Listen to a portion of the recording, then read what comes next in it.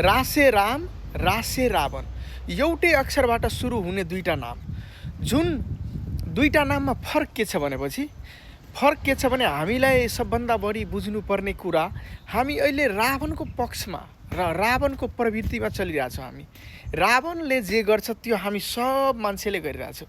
रामले गर्ने काम कोही गरिरहेको छैन।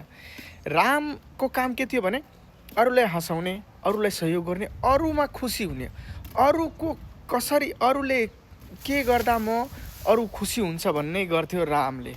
तर रावणले के गर्छ भने अरूको खुसी जेसुकै होस्, म केमा खुसी छु, मलाई के मन परिरहेछ त्यसमा ध्यान दिन्थे रावण। तर हामी पनि अहिले त्यस्तै गर्छौँ।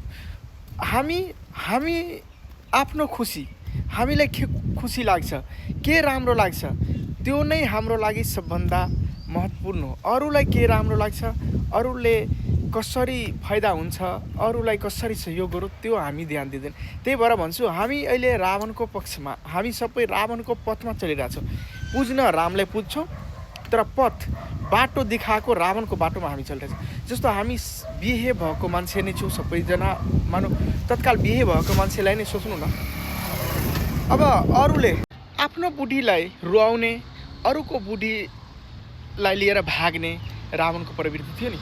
जस्तो उसको यति सुन्दरी बुढी थियो उसको मन्दोदरी, तर पनि उसले सीतालाई हरण गर्यो। अहिले चलिरहेछ हाम्रो समाजमा त्यही। आफ्नो बुढी जतिसुकै सुन्दरी, जतिसुकै राम्रो, जतिसुकै व्यवहारिक भए पनि अर्काको बुढीमा ध्यान हुन्छ मान्छेको, प्रायः सो धेरै मान्छेको।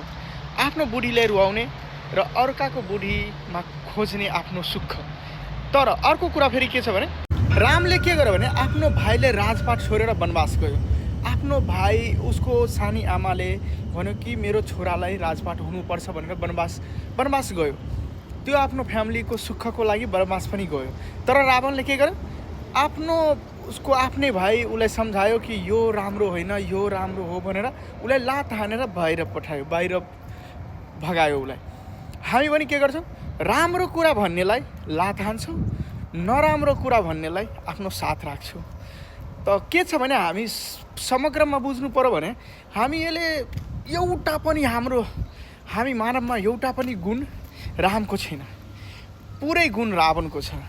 तर हामी भन्छौँ म रामलाई पुज्छु,